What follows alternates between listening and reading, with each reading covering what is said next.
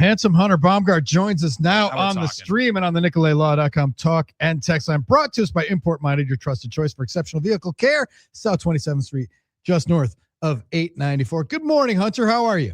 Good morning. I'm great. How are you guys? You ready to witness history? And by that, I mean Billy and Wayne on the NFL draft coverage tonight, or Brewers against the two Cy Young winners back-to-back? Right. We got history just everywhere, really, when you look around us right now. Yes. Well, I'm looking forward to both. We got, tough task for the Brewers. Would have loved to grab last night because you have the next two pitchers ahead of you. But that's in baseball. Hey, that's the Brewers have been able to get to some of these guys sometimes. So you never know what the offense might do against these two pitchers. You want to be a D-bag with a trivia question? Ask people who's the best pitcher to never win a Cy Young. Well, I love that. And then they'll go like, oh, Nolan Ryan, like Kurt Schilling, like Adam Wainwright, Walter Johnson. No, you can just say, well, Cy Young. 511 wins and he never won the award. That is something I didn't know. I didn't know. That's good. That is good, Drew. That is a good one right there. Got me thinking with Skubal and Skenes back to back. And you're absolutely right. You would absolutely be the tool to get that is so stolen. Oh man, that is a phenomenal. You know what? Let's talk about the killer of all baseball dad jokes. That is. Let's talk about more dad joke stuff and names. All right, and I don't know what you guys think, and Hunter as well. This is the number one all name team, this Tigers edition. When you start looking at their lineup, their players, all the interesting names, Kevin McGonigal, Dylan Dingler. I mean, these are guys like Colt Keith, Riley Green, Spencer Torkelson. These are guys that, Billy, when you're playing the sim game, where you're drafting 20 years down, they're making fake names. These are the fake names, I feel like. Yeah. Too bad they don't have Badu anymore. The Brewers have. I was going to say Akil Badu was a phenomenal addition to that one. Dingler, McGonigal, these guys are a vaudeville act from the 20s. You know what I mean? All right, so Hunter, we alluded to it before, but the Orthopedic Associates of Wisconsin injury report for the Brewers, we're starting to get some better news. It looks like Churio's getting closer, and it's getting tantalizingly close for him, isn't it? Yeah, it looks like a rehab assignment is a possibility next week. They're going to go through the weekend, see how he progresses with that hand. He hit on the field yesterday for the first time, which was great. That's another step for him. It's a mix of, work in the cage, work on the field, just to kind of get him back into swing mode, literally. And then we'll see what he does next week. And they'll probably, I would think they'll make that decision about Sunday, maybe Monday, to say, okay, is he ready for a stint? I don't know if it would be in Nashville or Appleton, but one of the two. And then I don't know what the amount of at-bats we'll see on the homestand when we talk to Pat Murphy, how many at-bats he's maybe going to want to see them get in the rehab assignment, or Jackson Churio specifically. Vaughn will eventually get one too. So you're looking at, what do you say? Maybe a couple weeks at rehab at most, probably. So you're still looking at early May, I think, for Jackson Churio to return. So you put it right there, and Hunter, I think that's kind of pertinent because obviously he built up for the WBC. So it's not like a normal beginning of the year thing where you need like a full spring training. You're ready to go. You would think it wouldn't be, it would just be a normal rehab assignment like would happen in the middle of the season. Couple of swings, Totally. I mean, last year, I believe he got 18 at-bats when he worked his way back from a hamstring injury, and he went like 1 for, or 13. It might have been 13, something like that. It was one of the two, and he struck out most of those at-bats, and then, it's like, and he came back and homered in his first game against Toronto and then hit one that was robbed. So I think, let's not look at the results that happened in whether it's in Nashville or Appleton or wherever he goes. It's more so just get those swings. And also, I think the biggest thing for him is the check swing. That's what he felt it on in that Red Series, the exhibition series. So I think those check swings that you can really you can try to check a swing, I guess, in the cage and stuff. But until you're in a real game in that setting, you really don't know. But I think it sounds like everything is progressing. The last image that they took looked good. So get him through that rehab assignment and get him back in that lineup. So Priester was on a rehab last night, and it didn't go particularly well. A lot of walks. He hit his 45 pitch count in 2/3 of an inning. Yeah, 29 pitches, and I think it was more like, we want him to get to 45, but not all in one inning, and so let's get him out of there. And so just to be safe is safer than sorry. It wasn't an injury thing. It was just a matter of let's not tax him in his first, regular outing. He had a couple outings in Arizona in game type atmospheres, but obviously Nashville and is a little different there in Charlotte last night. But as far as we know, he's still scheduled for that April 28th rehab start, and then it would be May 3rd, and then the earliest they could probably activate him, they want him to get 3 rehab starts, would be May 9th. But considering how this one went, I do wonder if they'll add one more. So it's still a little time, as Pat Murphy said before the game yesterday, that there's still a little time to get him back to where he wants to be. And clearly yesterday just wasn't the type of pitcher we know Quinn Priester to be. But again, that was his first start in a while, and trying to, there was a lot of, all right, let's find out what this injury is. Why is this bothering me? So I have a feeling they're going to take their time a little bit, considering also the fact that how good the starting pitching has been for the team. They don't need to rush him back right now. Well, and that's the thing. They've at least gotten contributions from everybody around, that it's difficult to think that you have to rush someone back. What did you think of the opener decision yesterday? As you get Chad Patrick, who coming off a phenomenal start. Today you're having Sproat. He's had an opener before. I don't think that's the plan, obviously, going forward. But how do you use that, Hunter? How do you see that? Because we mentioned it with Priester a year ago. There was an extended run where it felt like he was getting an opener every single time, and he kind of found some of his sea legs. I would tend to think it would mess with the guy. But then there's other people and pitchers that are like, it really doesn't matter. I'm throwing 100 pitches. I'm throwing them whenever it is. What's your take on it when you talk to players, how they either positively or negatively view the opener for them as a pitcher?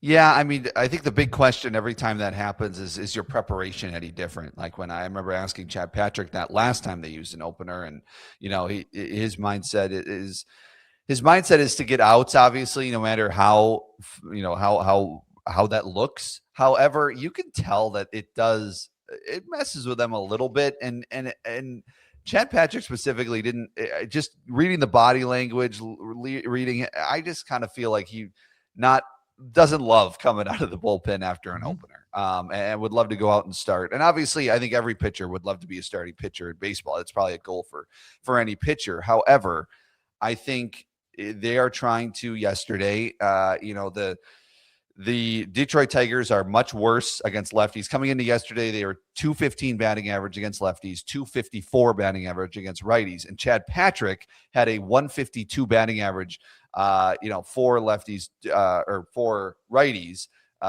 Wait, no.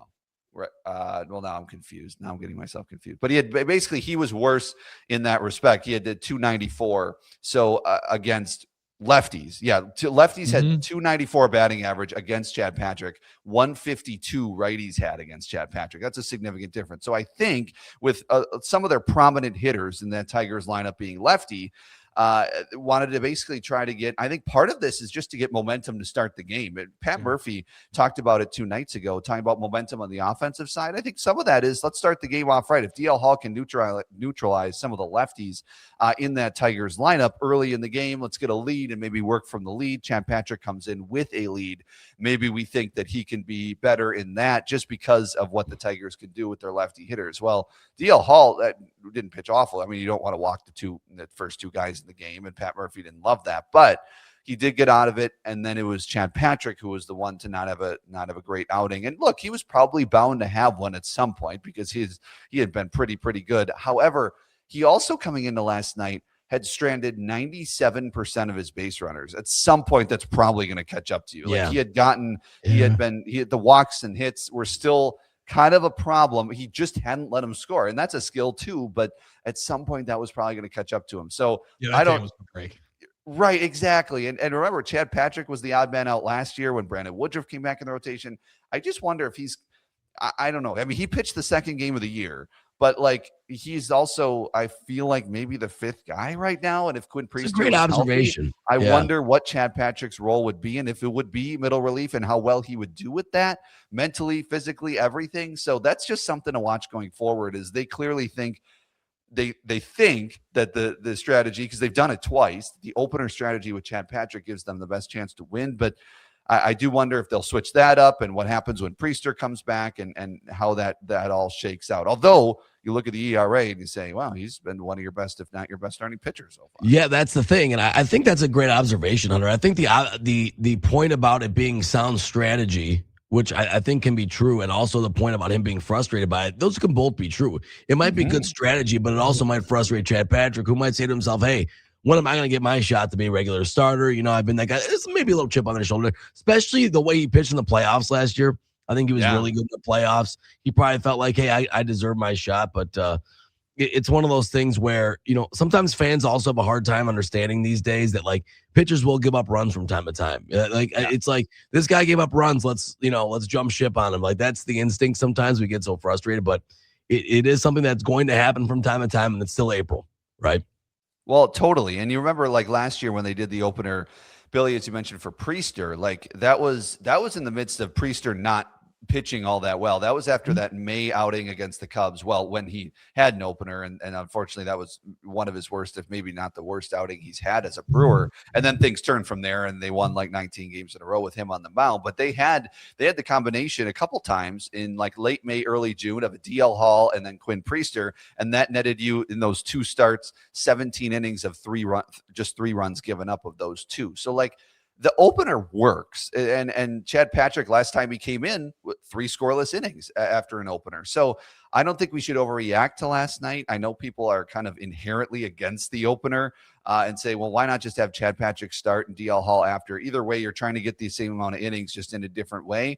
And we'll see if last night, affects how they decide that moving forward. If Pat Murphy, who said, we didn't pitch well, DL Hall or Chad Patrick, if that's the case, I wonder if they maybe try to do something different next time. Interesting. Closing thought for Hunter Baumgardt here. Brewers had 6 singles last night. They also had 5 walks.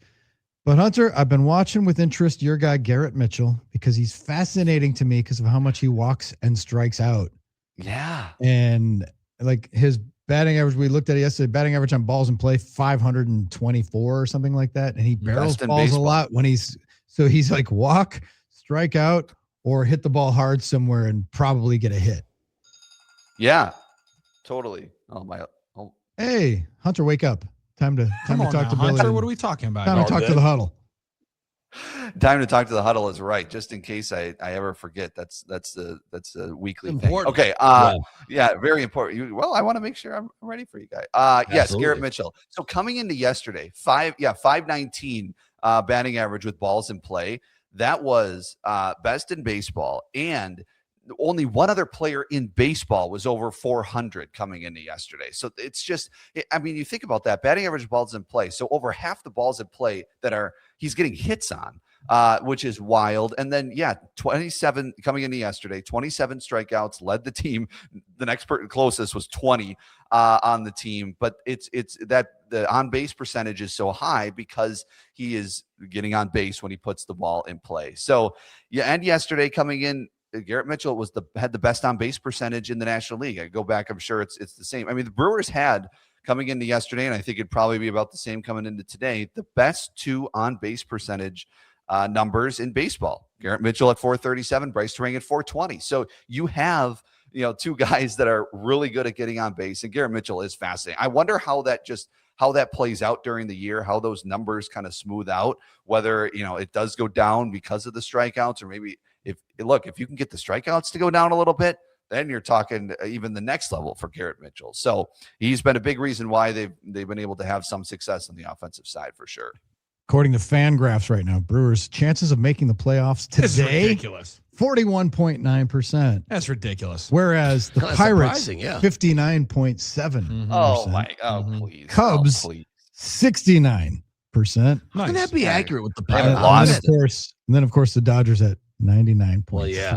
But even when you factor in wild card, that's hard to believe. They don't project the Brewers, I guess.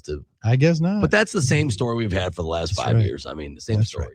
And back to the Cy Young joke, Hunter, it's like what cracks me up this is the second time it's happened, and the first time since last year when the Red Sox did it and David Hamilton was on that team and pinch hit in both of those games. Unbelievable. Yeah, it's the David Hamilton effect, as they say. That is what's going on the next couple of days. But yeah, we'll see. Hopefully they can get to Skubal today, get to Skenes tomorrow. Hey, take one of the next 2, and I think we'd probably be happy with it. But the chances of the Pirates making the being that significantly more better than the Brewers right now is blasphemy. I say that's what I say. I agree. This is one of those where Cirillo would tell me they're on the schedule. This is the major leagues. I'm like, yeah, but you got to face Skubal and Skenes. They're on the schedule. Like, that's still tough though. And then he would be like, well, what's the difference if we face them back to back or if we face them? They're on the schedule. Oh, that facts. That makes sense. Yeah. What's the difference? You're but they're a little more daunting when I have to look at back-to-back days. Just a little bit. Hey, here's the thing, Billy. What you go to the window. Will the Brewers score more than 2 runs, which they got last night in either of the games or both of the games against Skubal? Ooh, I think they're going to touch up Skubal today. Come on now, let's go. Touch him up We love getaway game. Yep. That's the moose boosh for the draft. That coverage, bringing it back for Armin. Hunter, thank you for joining us. Tell the folks about Import Minded. Yes, absolutely. Import Minded, your trusted choice for exceptional vehicle care on South 27th, just north of 894. We will have Milwaukee baseball tonight, 6 to 7, leading into the draft coverage on Fox Sports 920 in Milwaukee. How good is that? 6 to 7, we got an hour of baseball and then 3 hours of NFL draft Hunter's coverage. going to produce the draft show with Billy and Wayne. So that makes him our current electric superhero of the day. You're damn right. It makes him our superhero of the day, brought to you by Current Electric, because listen, he's going to be our safety inspection all night long. He's our generator if we need extra electricity and extra energy. Generator. And let's be honest with it, home assessment, Hunter's assessing everything that we do. So we're getting all of our bases covered with Current Electric. Call current.com. Love it. Get you a Hunter Baumgardt. You can't have ours though. Have a great day, Hunter. Thank you, guys.